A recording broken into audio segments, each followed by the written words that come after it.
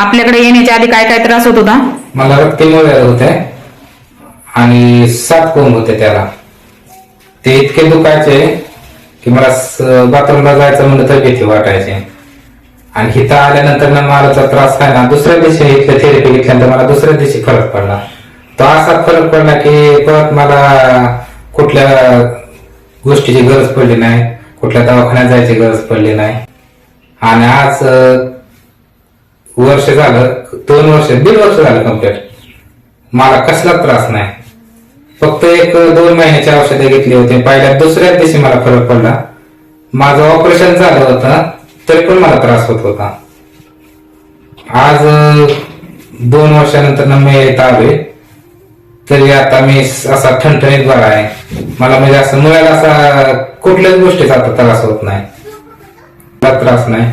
इथे येण्या अगोदर मला इतका त्रास होत होता की मला रोज 1 सलाईनची बाटली लावावी लागायची.